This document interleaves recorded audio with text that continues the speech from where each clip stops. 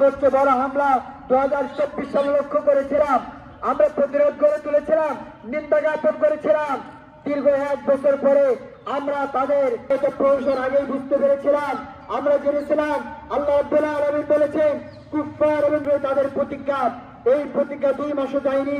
মুসলমানদের হক বাতিলকে পাশে আছে 17ই রমাদান এই বদরের দিনকে কেন্দ্র করে আমরা আবার সম্মানিত উপস্থিত, আমরা যদি এর মধ্যে পাঠাতন করতে না পারি, আমরা অচিরে মাধ্যমে আমরা ইমানকে মূল্যায়ন করার মাধ্যমে আমরা চূড়ান্ত ভাবে আমরা যে একদিন পূর্বেই আমাদের পার্শ্ববর্তী দেশ ইন্ডিয়া মুসলমানদের উপর ইমানি আঘাত এবং মুসলমানদের ইবাদত করার ভাঙচুর করতে আমরা লক্ষ্য করেছি।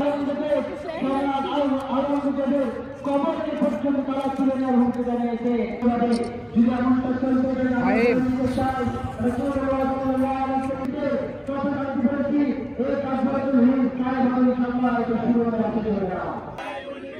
Palestine will be free from the river to the sea. Palestine will be free. Labbaik, labbaik, labbaik, labbaik, labbaik.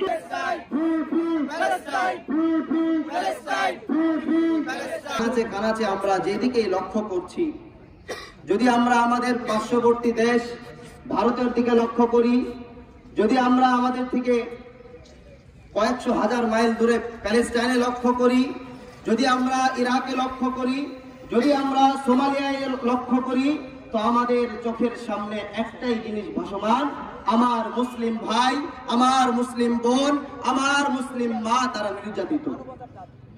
আজকে যখন আমার পার্শ্ববর্তী দেশ ইন্ডিয়াতে হোলি হয়, তখন আমার মুসলিম ভাই নামাজে যাওয়ার পথে নিজের গায়ে রং না মাখার কারণে তাকে রাতের আধারে হত্যা করা হয়।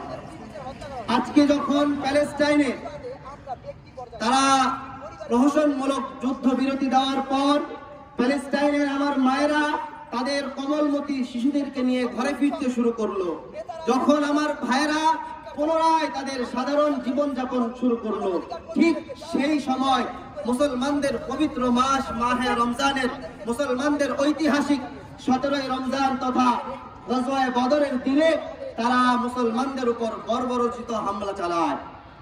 আমরা এখান থেকে একটা মেসেজ নিতে পারি, আজকে আমাদের সমস্ত পৃথিবীর ঘুমন্ত মুসলিম জাতিকে একটা মেসেজ নেওয়া উচিত যে আমরা যেই বদর দিবসকে ভুলে গেছি, কিন্তু ইয়াহুদ নাসারা তাদের সেই লাঞ্ছনার বদর দিবসকে আজও মনে রেখেছে। আমরা লক্ষ্য করছি এই বদর দিবসে মাত্র 313 জনের সামনে মক্কার ইয়াহুদ নাসারা কাফের মুশরিকরা যেইভাবে পরাজিত হয়েছিল, সেই লাঞ্ছনা, সেই লজ্জা তারা আজও মনে রেখেছে, যার কারণে আজ তথা গত 17ই রমজান অসহায় নিরুপায় মুসলমানদের উপর, নিরস্ত্র মুসলমানদের উপর তারা বর্বরোচিত হামলা চালিয়েছে। অত্যন্ত হাস্যকর একটা বিষয়, যেখানে আমার ভাইরা দিন রাত সবকিছু অতিবাহিত করছে। প্রয়োজন আগ্নেয়াস্ত্রের, তাদেরকে সহযোগিতা করতে হলে আগ্নেয়াস্ত্র দিয়ে সহযোগিতা করুন, ঠিক কিনা বলেন? তাদেরকে সহযোগিতা করতে হলে মিসাইল সামর্থ্য দিয়ে সহযোগিতা করুন, নচেত ওই আপনার সামান্য মেডিসিন আর খাবার দিয়ে বিশ্বকে দেখানোর প্রয়োজন নাই। আপনারা মুসলমানদের উপর সহানুভূতি দেখান। মাথা বিক্রি করে দিয়েছি, যার কারণে আজকে পৃথিবীর আনাচে কানাচে আমাদেরকে লজ্জিত হতে হচ্ছে। প্রিয় ভাই, আমি মক্কার কথা, আমি সিরিয়ার কথা জানি না, ইয়েমেনের, কাতারের কথা জানি না, কিন্তু আমার বাংলাদেশের এই মুসলিম যুবকরা যদি এখনো পর্যন্ত নিজেদের ইমানের বরে বলিয়ান না হয়, এখনো পর্যন্ত যদি নিজেদের শত্রু মিত্রকে চিনতে না পারি আমরা, তো সেই দিন খুব বেশি দেরি নয়, আমরাও আমাদের এই দেশের ভিতর নির্যাতিত হতে পারি।